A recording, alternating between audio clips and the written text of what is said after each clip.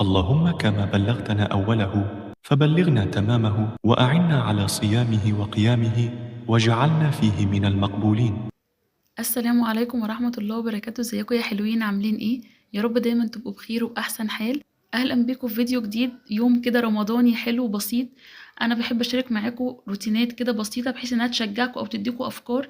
اول 10 ايام من رمضان خلصوا، يعني اسرع شهر في السنة بيجري جري، فنحاول نغتنم الفرصة ونستفيد من كل دقيقة في الشهر الكريم، بالصلاة، بقراءة القرآن، طبعا الأذكار، التسبيح، كل الكلام الحلو ده، بحيث إن احنا نطلع من الشهر الكريم ده إن شاء الله بإذن الله يكون ربنا غفر لنا كل ذنوبنا. ربنا تقبل منا ومنكم صالح الأعمال.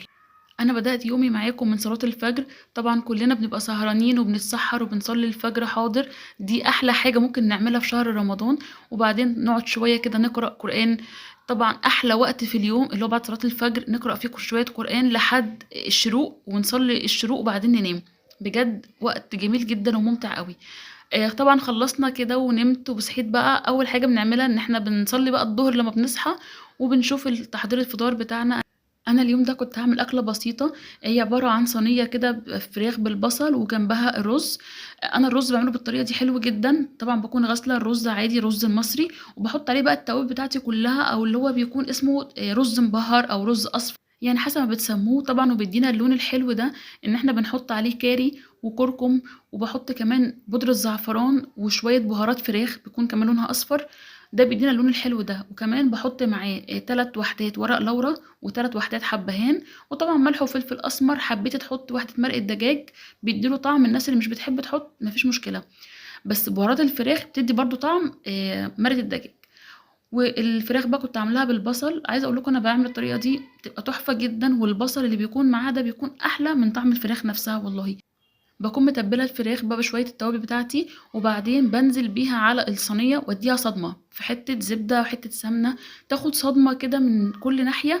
وبعدين بنزل بقى بالبصل برضو كده ياخد صدمه ويدبل شويه، وبنزل بالطماطم والفلفل، وكلهم كده يعني يقعدوا شويه على النار يستوي مثلا 3/4 سوا. وبعدين بكمل سواه في الفرن عشان ياخد برضو من ريحه الفرن. واخر حاجه خلاص بشغل الشوايه بحيث انها تاخد لون كده من على الوش، وكمان البصلة نفسها بتاخد برضو لون حلو قوي وبيكون طعمها تحفة. وكمان حمرت جنبها بطاطس، يعني الأكلة دي بكون محتاجة جنبها بطاطس بقى، مخلل، سلطة، الكلام ده.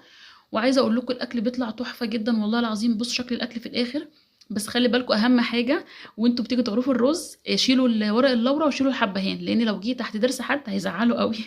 فدي أهم حاجة بعملها بعد ما الرز يستوي خلاص قبل ما أغرفه. بطلع بقى الحاجات اللي فيه، وزي ما انتم شايفين اهو الفراخ واخده لون حلو جدا، والبصل تحفه بجد والله العظيم. البصل ده يتاكل بقى على الرز كده مع حته فراخ، تحفه تحفه تحفه. ممكن يتاكل بالعيش، يعني لو حد بيحب ياكل الفراخ مع الصوص ده بالعيش ياكل جنبه الرز، يعني هو بجد حلو قوي. اكله سريعه وفي نفس الوقت حلوه، مختلفه عن الطبيخ والرز الابيض العادي.